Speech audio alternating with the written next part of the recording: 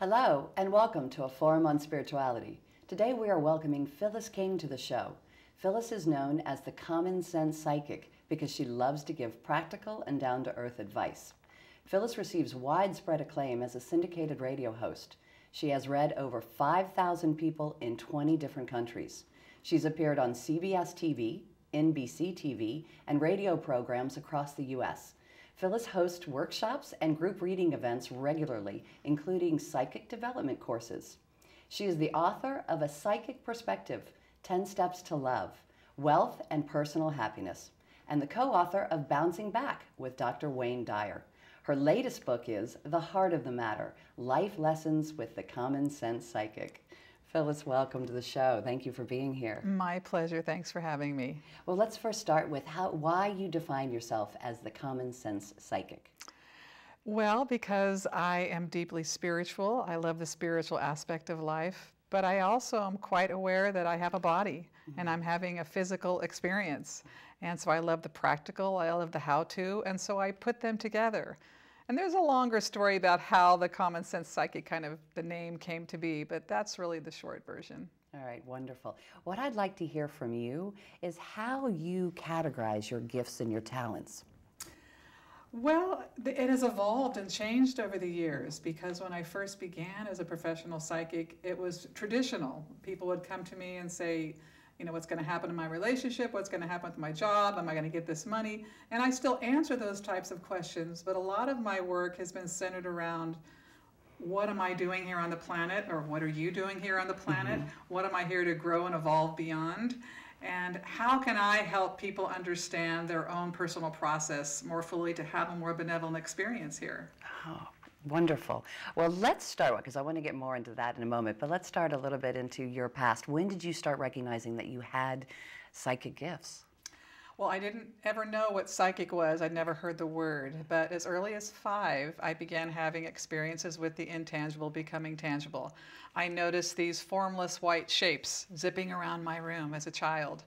A little bit frightening, but they didn't bother me. And I just kept it tucked away. And okay, well, that's interesting. And I think children do that in general. If you don't understand it, you just forget about it for the moment.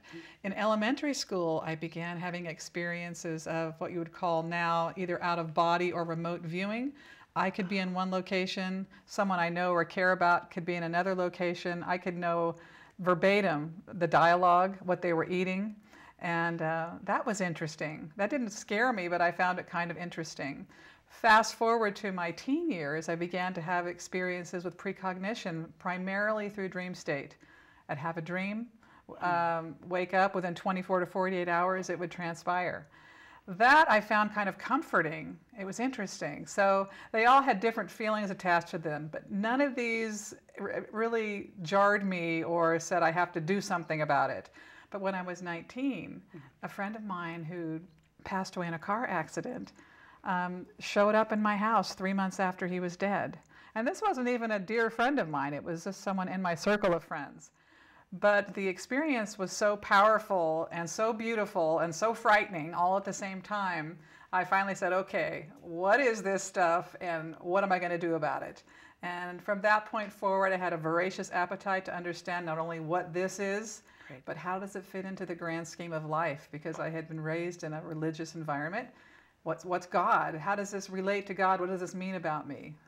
Okay, so I have to ask, when you say he showed up in your house, in what form did he show up in your house? Like you look to me right now. Solid? Not that I could touch him and it would be solid, but as clear as you sitting next to me. And the other factor, though, that is different, there was a lot of color around him at the same time. A lot of pink and a lot of oranges all at the same. It was very beautiful. And for me, whenever I've had profound experiences of the intangible becoming tangible, they're typically tied to feelings and awareness. Life doesn't end with the body. There's more to life than the body. That was the message that was delivered. And so it's very moving for me. And so when you were having these experiences as a child, did you have somebody to talk to about that? Because I find all too often children tend, which I think you will confirm, children tend to have many more experiences like that, but either don't talk about them or the parents teach them it's something in their imagination. Well, whether I was taught it was in my imagination or not, I certainly knew I shouldn't talk about it. Oh. And probably because I was raised in a very religious family, a religious home. And I didn't ever talk about it. But there were many things I didn't talk about. So it wasn't just this. There were other things. So. Right. Okay, so from the time 19 on is when you really started pursuing it. Yes. And what did that pursuit look like? Because it is not only a gift, but I think it's a skill set too that you can create around your gift. Well, the first thing I wanted to figure out was how can I do it when I want to rather than have it happen to me. Sure. So I spent a period of time figuring that one out. But along the way, at the same time, I was answering the question, well, what does it all mean in the grand scheme of God and the universe? Because it totally upset my world about what it all meant.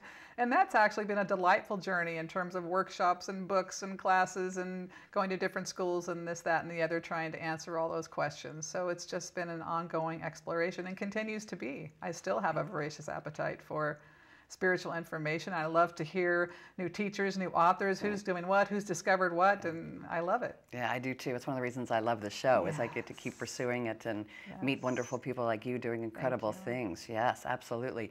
So when did this become something that you decided to take full time and actually have it be your work in the world? It's been about 15 years now. Okay. And it was an evolution of its own. I had to come to a place where I felt like I was content and comfortable being called a psychic out in the real world. And so is it that I didn't do it before that or didn't ever charge for it, but I was much more under the radar? So 15 years ago, yeah. And did you find that always growing up, all your friends, people came to you, they were the one that they would come to get guidance and support in what's happening, even if they didn't know, they were probably drawn to you for that reason? Well, people tell me I'm a good listener. So, and that's part of the skill. So I've always been told that. Right. And so what were some of the practices that you put into place to enhance this skill? Well, now it's what I teach in my psychic development course as well, psychic development courses actually. But the first thing we want to do is learn how to clean out our own area. You know, you have to learn how to ground your body. There's many various techniques. You want to learn how to run energy. You basically want to learn how to clear out your little circumference of your space so that you can receive the intuition that's there with clarity and certainty. And from that point, you just have to make peace with your information. What you receive is what you receive. You have to get the judgment out of the way. You have to get the expectation. You have to stop worrying about being accurate and just allow yourself to be a channel. And do you believe anybody can do this? Yeah. You do? I do. Yes. I mean, just like, everybody can sing, but who can sing like Mariah Carey? Right. Right. So to varying degrees. And most people who come to my classes, they tend to be pretty psychic anyhow. And you don't come to this unless you have, typically, just like any talent, unless you sort of have some of it in you to a higher degree, you're not going to seek it out. But I would also think that some of the practices you're teaching, even if we don't consider ourselves with a psychic gift, to be able to get more in tune with the idea that our own best answers lie inside of us, our own intuition, that it seems like that would serve very well on that. Absolutely. Psychic development is actually a personal practice in terms of how to give to yourself, how to own your own space, how to own your authority. And a lot of people who take my classes will never become a professional psychic. A few do, but most of them like to come and work energy and learn tools, how to manage things in their life. So it's just another energy practice. Indeed. Yeah. Let's talk about your book, The Heart of the Matter. The first half of the book is your story, which you share in depth and with great vulnerability. Thank you for that. Is there any part of that you want to talk about before we get to the second half of the book? Well, the purpose of putting my story in there, this is really a workbook. And the purpose was to be an example, because I think one of the keys to life mastery or to evolving in this experience is learning how to be honest and learning how to not be afraid of the darkness or the ugliness, as we might call it, in life. And so I kind of wanted to show people through my experience what that can look like. That yours may not be exactly like mine, but you can get through dark and scary and challenging circumstances and come out. But this is what honesty looks like. And then the second half Should I go into that? Yes, please. It really is a workbook. It's divided into 8 sections. My most commonly asked questions about success, relationship, career, family, all of that, parenting. And getting people to ask themselves the questions, how did I create this? What did I do? What's in my thinking? What's my intention? So they can get all of their pieces out on the table and empower them to create the life they really want. And so when you're teaching the Life Mastery course, or somebody drawn to the book, it starts out, what would draw me to that? What is it that I'm looking for in wanting to take this course from you? Well, most people who come to Life Mastery, they typically have something going on in their life and they're tired of it. Like, I'm just so tired of picking the wrong spouse. I'm so tired of having financial problems. I'm not getting it. Something is not, I need, or they know, I'm 50, I'm 60, I'm 40, whatever the number is, and they decide I've got to get my life together. It's time for me to do it. And so I get a lot of people like that who just, I need some answers. Okay, and I would think a lot of our viewers actually are in that place. So can we walk through some of the maybe practical exercises, maybe give them something to take away to put into place in their own life right now? Well, the first thing I do in the class is I teach people how to be awake to their experience. Wake up. Just wake up, because even science proves that 94 to 96%, 98% is autopilot. Yes. So how do we get out of the autopilot? How do we stay awake? And often the first thing is looking at our language. I caught someone in class last week, within a period of 3 minutes, she had said, I can't do this, I'm afraid, I don't know. And she said it 4, 5, 6 times. Right. And we don't even realize that we're putting that into our consciousness and we're training ourselves in those moments.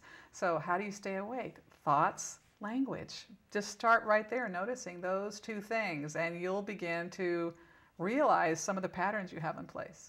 And to start noticing, is it literally just setting the intention that I now want to listen to my thoughts, or, Well, for some people, it might be writing things down. Okay. And in the class, it also includes meditation CDs. I have CDs that include meditation and subliminal programming to help you slow down and retrain the brain. But it might be, and in the book, of course, there's exercises to help you slow down, because often one of the key factors is that we're nowhere near the top of our list of priorities.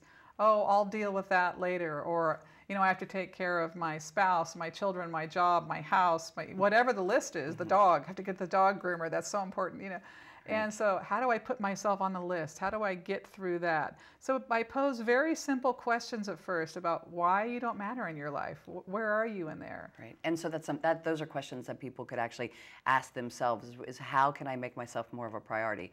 I do find so often that even when people recognize they're not, they still don't do it differently.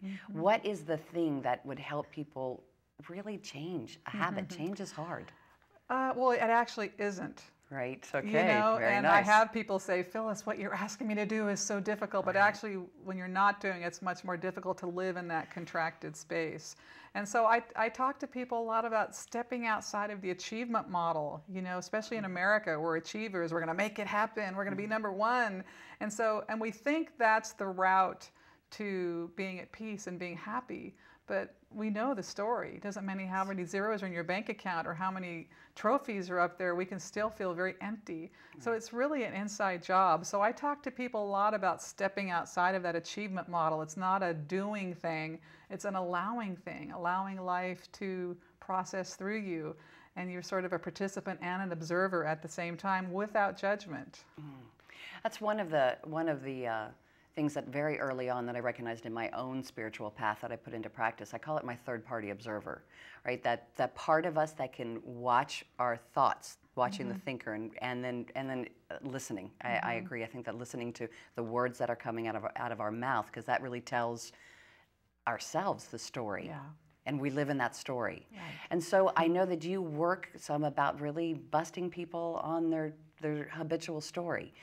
Oh, we talk a lot about separating from you're not your story. Okay, you're not your story. Yes. And, one part of the class, people come in and they get to share what's happening in their week, because it doesn't matter what we talk about, your story and why your life is doing what it's doing is always going to be there. But I say, okay, you are not this thing that happened to you. You are far greater than that. So we do talk about that, but I don't ever approach my work as something that is, oh, you're in trouble, I caught you, like I busted you. It's more, I want to lead you to an awareness where you can see that that's not serving you. I mean, and then you can choose, or you can say, no, I still want to do that thing, but do it with being conscious about it, so you don't feel like a victim in your life. That's right. But you were asking what's one thing people can do. Please. Put some space in your life. Okay. You know, whether it's meditation, walking, something to empty the mind at some point during every day. People have a lot of trouble with that one. And that is kind of like the number one thing you can do to make your life go better. Because you just, you know, Dr. Dyer always says this too. It's not, you know, you have a melody, and it's the space in between the notes that make the melody beautiful. And if you have a bunch of notes crammed together, it's just a bunch of notes crammed together. So space, and that's one of the reasons I created the CDs that go along with it, because they're fun and they're easy to listen to, and it gets you to stop as long as you put the CD in. But stopping, and I have this exercise called 10 minutes a day to change your life, at the beginning and at the end of the day. Just where you imagine any of the feelings you wish you had in your life. Maybe you want the feeling of $2 billion in your bank account, or 10 girlfriends, or 5 boys, whatever it is. Right. How does it feel to have that, and then bathe in that frequency? Not how you're going to make it happen, and allow yourself to just enjoy those frequencies. And that is something, a serious tool that will change your life. It's like inserting a frequency medicinally into your space, and things just start to happen. It's amazing. I use it to this day. It's an amazing tool. And so, and anybody can, no matter what you say, you can build in 10 minutes in the morning and 10 minutes in the evening. Before you get out of bed and before you drift off asleep. I mean, come on. And so the important key I want to highlight here, and I think you could highlight it a little bit more, is that you said the feeling space. Yes. So it's not just thinking about how I want the job or the money or the love relationship. It's not thinking about it. So how did people, because sometimes I find that people don't know how to identify a feeling because they're thinking about the feeling so much. So can you give a little guidance on that? Yeah, that's such an incredible question, because that really is the conundrum on the planet. The ego versus the soul's consciousness. I mean, that really is what we're trying to, which form of consciousness am I using to solve which problem? But mostly it's pay attention to how you feel. Does what you're thinking about cause you to feel relaxed? Does it cause you to feel contracted? Does it cause you to feel happy? Does it cause you to feel sad? I mean, where do those thoughts take you? And if it's anything that is limited or contracted, you can pretty much bet that's not a direction you want to go. Right. But again, you have to be conscious. You have to be awake. Right. Right. And the key on the visualization is to bring in the feeling as if you already had what you were. As if you already had it. And you can say, oh, I really want, you know, Brad Pitt or Angelina Jolie, or something better, because, you know, ask consciousness, what's best for me? And I just want this set of feelings to be a part of my life. Right, because ultimately, and this is what I hear you saying, ultimately it isn't about actually getting the stuff that we're reaching for. Ultimately, we're reaching for what we think